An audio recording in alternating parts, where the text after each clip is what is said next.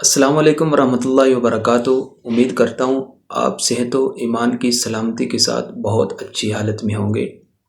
کیا آپ جانتے ہیں کہ سیدنا حضرت علی المرتضیٰ رضی اللہ تعالیٰ عنہ اور سیدنا حضرت عمر بن خطاب رضی اللہ تعالیٰ عنہ کا رشتہ کیا ہے؟ جیسا کہ ہم پچھلی ویڈیو کے اندر بیان کر چکے کہ سیدنا حضرت عمر بن خطاب رضی اللہ تعالیٰ عنہ سیدنا حضرت علی المرتضیٰ رضی اللہ تعالیٰ عنہ کے داماد ہیں۔ ناظرین، اس رشتے کی تفصیل یہ ہے کہ سن 17 ہجری میں سیدنا حضرت عمر بن خطاب رضی اللہ تعالیٰ عنہ نے سیدنا حضرت علی کی بیٹی سیدہ فاطمہ کے بطن سے جو پیدا ہوئیں ام کلثوم نام کی، ان سے نکاح کیا۔ ناظرین، اس رشتے کو تسلیم کر لینے سے سیدنا حضرت عمر بن خطاب رضی اللہ تعالیٰ عنہ کی ذات اقدس پہ جتنے اعتراضات ہوتے ہیں وہ سارے کے سارے زائل ہو جاتے ہیں۔ پچھلی ویڈیو کے اندر ہم نے اس رشتے پہ اہل تشیع کی وہ کتابیں ہیں جو ان کے مذہب میں معتبر سمجھی جاتی ہیں 35 کتب کے حوالہ جات آپ کی خدمت میں پیش کیے تھے۔ آج کی ویڈیو کے اندر انہی کتب میں سے چند ایک عبارات آپ کی خدمت میں پیش کریں گے، جن عبارات اور روایات میں اس رشتے کا ذکر واضح طور پر موجود ہے، جیسا کہ آپ کی سکرین پہ بھی چل رہی ہیں۔ نمبر 1، فروکافی روایت ہے ان زرارۃ عن ابی عبداللہ فی تزویج ام کلثوم فقال ان ذلک فرج غصبناہ، فروکافی جلد نمبر 5 صفحہ نمبر 346۔ دوسرے نمبر پہ قرب الاسناد کتاب کا نام ہے، اس میں روایت ہے اخبرنا عبداللہ اخبرنا محمد حدثنی موسیٰ قال حدثنا ابی عن ابیہ عن جدہ جعفر ابن محمد عن ابی عن جدی ان علی نقل ابنتہ ام کلثوم فی عدتها حیث مات زوجها عمر بن الخطاب لأنها كانت فی دار العمارہ، قرب الاسناد صفحہ نمبر 109۔ تیسرے نمبر پہ منتخب التواریخ کتاب کا نام ہے، اس میں روایت ہے اخرجت جنازۃ ام کلثوم بنت علی وابنها زید بن عمر وفی الجنازۃ الحسن والحسین وعبداللہ بن عمر وعبداللہ بن عباس وابو ہریرہ فوزعوا جنازۃ الغلام مما یلی الامام والمرأۃ وراءہ وقالوا ھذا ھو السنۃ، منتخب التواریخ صفحہ نمبر 95 پر یہ روایت موجود ہے۔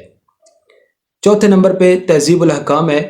ان جعفر عن ابیہ قال ماتت ام کلثوم بنت علی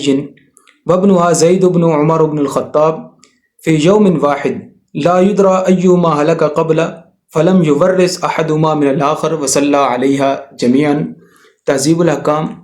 صفحہ نمبر 380 کتاب المیراث۔ نمبر 5 شرح نہج البلاغہ میں ہے فجاء عمر الی مجلس المہاجرین فی الروضۃ فکان یجلس فیہ المہاجرون الاولون فقال رفعونی قالوا بماذا یا امیر المؤمنین قال تزوجت ام کلثوم بنت علی بن ابی طالب سمعت رسول اللہ صلی اللہ علیہ وسلم یقول کل سبب ونسب وسحر ینقطع یوم القیامۃ الا سبب ونسب وسحر، شرح نہج البلاغہ ابن ابی الحدید جلد نمبر 3 صفحہ نمبر 24، باب تزویج عمر بام کلثوم بنت علی۔ نمبر 6 فروکافی میں روایت ہے ان سلیمان بن خالد قال سألت ابا عبداللہ عن امرأة توفی عنها زوجها أين تعتد في بيت زوجها أو حيث شاءت ثم قال إن عليا لما مات عمر أتى إلى أم كلثوم فأخذ بيدها فانطلق بها إلى بيته، فروکافی جلد نمبر 2 صفحہ نمبر 311 اور 312۔ اسی طرح فروکافی جلد 6 صفحہ نمبر 115 کتاب الطلاق باب المتوفى عنها زوجها۔ نمبر 7 الاستبصار کی روایت ہے لما توفی عمر اتا الی ام کلثوم فانطلق الی بیتہ، الاستبصار جلد نمبر 3 صفحہ نمبر 352 کتاب الطلاق باب المتوفى عنها زوجها۔ نمبر 8 مسالک الافہام میں روایت ہے وزوج النبی صلی اللہ علیہ وسلم ابنتہ عثمان وزوج ابنتہ زینب بابی العاص بن ربیع ولیس من بنی ہاشم وکذالک زوج علی بن ابی طالب ابنتہ ام کلثوم من عمر وتزوج مصعب بن زبیر اختہا سکینتن وکلہم من غیر بنی ہاشم مسالک الافہام شرح شرائع الاسلام کتاب النکاح جلد نمبر 1 صفحہ نمبر 398۔ ناظرین، اہل تشیع کی 8 معتبر کتابوں میں سے ہم نے ایک روایت آپ کی خدمت میں پیش کی ہے، جس کا خلاصہ یہ ہے کہ سیدنا حضرت عمر بن خطاب رضی اللہ تعالیٰ عنہ سیدنا حضرت علی المرتضیٰ رضی اللہ تعالیٰ عنہ کے داماد تھے۔ سیدنا حضرت علی المرتضیٰ رضی اللہ تعالیٰ عنہ کی بیٹی ام کلثوم جو سیدہ فاطمہ الزہرا رضی اللہ تعالیٰ عنہا کے بطن سے پیدا ہوئیں، ان کا نکاح 17 ہجری میں سیدنا حضرت عمر بن خطاب رضی اللہ تعالیٰ عنہ کے ساتھ ہوا۔ ناظرین، یہ بات یاد رکھیں، کچھ لوگ جو اہل بیت کی محبت کا دم بھرتے ہیں اور نعرہ لگاتے ہیں کہ ہم اہل بیت کے محب ہیں، وہ سیدنا حضرت عمر بن خطاب رضی اللہ تعالیٰ عنہ کی ذات اقدس پہ تبرہ اور تنقید کرتے ہیں اور اعتراضات کرتے ہیں۔ ناظرین، اس رشتے سے ایک بات تو بالکل واضح ہو گئی کہ سیدنا حضرت عمر بن خطاب رضی اللہ تعالیٰ عنہ سیدنا علی المرتضیٰ رضی اللہ تعالیٰ عنہ کی نظر میں پکے مومن اور مسلمان تھے۔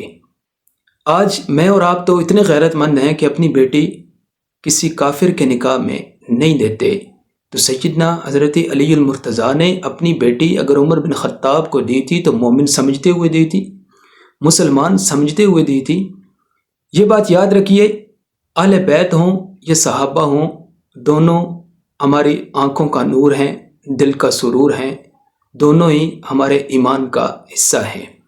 اگر آپ اہل بیت کو مانیں، اصحاب رسول کو نہ مانیں، ایمان پھر بھی مکمل نہیں۔ اگر آپ اصحاب رسول کو مانیں، اہل بیت رسول کو نہ مانیں، ایمان پھر بھی مکمل نہیں ہے۔ اب اس رشتے پہ اہل تشیع کی طرف سے کچھ اعتراضات بھی ہیں، ہم اگلی ویڈیو کے اندر ان اعتراضات کا تفصیل کے ساتھ ذکر آپ کی خدمت میں پیش کریں گے۔ آپ سے گزارش ہے، اگر آپ نے ہمارا چینل ابھی تک سبسکرائب نہیں کیا تو ضرور سبسکرائب کر لیں، تاکہ اس طرح کی معلوماتی ویڈیو بر وقت آپ تک پہنچتی رہیں۔